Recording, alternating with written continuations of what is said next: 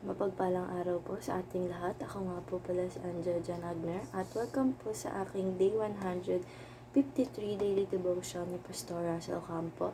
At para po ngayong araw ay pagpapatuloy ng series about Emmanuel, God with us. At ang topic po natin ngayong araw, December 28, 2024 ay The Light Has Dawned. And scripture po natin ngayong araw ay Matthew 4 verse 16.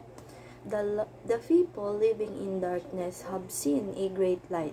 On those living in the land of the shadow of death, a light has dawned.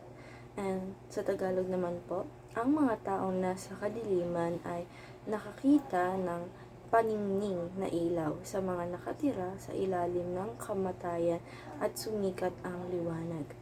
And teaching number 1, Jesus is the light of dawn. Sabi po dito na ang ating Panginoong Diyos po ay siya po yung ilaw sa kadiliman. Simula po nung dumating ang ating Panginoong Diyos sa ating mundo ay nagbigay po siya sa atin ng liwanag sa madilim na paligid po natin. Siya po ang nagbigay ng araw, pati na rin po ang iba na siya po ang nag-create nito. And teaching number 2, Jesus reveals truth against lie.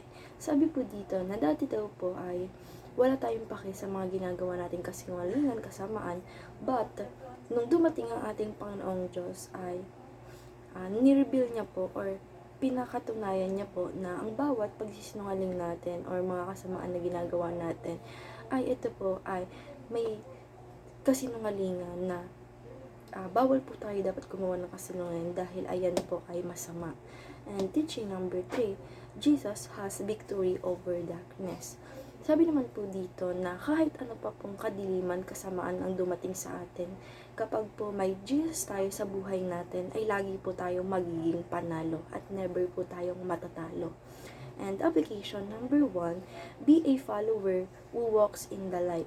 Sabi naman po dito na i-apply po natin sa sarili natin na tayo po ay maging tagasunod ng ating Panginoong Diyos, na lalakad tayo sabay-sabay sa liwanag na binigay sa atin ng ating Panginoong Diyos. And application number 2, do not live in a lie of being a Christian while living in darkness. Sabi naman po dito na i-apply po natin sa sarili natin na wag po tayo mamuhay lamang sa puro kasinungalingan na hindi naman natin pinapamuhay yung kautusan at hindi natin kinakilala or hindi natin susunod ang ating Panginoong Diyos. But sinasabi natin sa sarili natin na Christian tayo, pero gumagawa pa rin tayo ng mga kasamaan or darkness sa ating buhay. And application number 3, bring others to the light.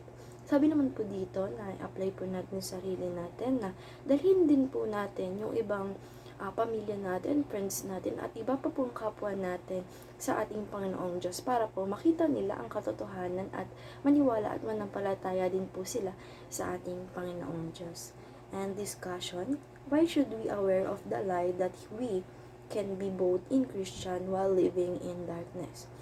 Para po sa akin at para po sa devotion ngayong araw na kailangan po talaga natin malaman yung mga kasinungalingan at kamali nating mga ginagawa para po magawa po natin na tayo po ay maging Christian at alam po natin sa sarili natin na dapat hindi tayo nagsisinungaling at hindi po tayo gumagawa ng masama para po hindi tayo manirahan sa darkness o kadiliman, dahil nga po pag nakilala natin ang ating Panginoong Diyos sa ating buhay at ang ating Panginoong Diyos po ay nagbibigay ng liwanag sa ating buhay. And ayun lang po ngayong araw. Maraming salamat. God bless.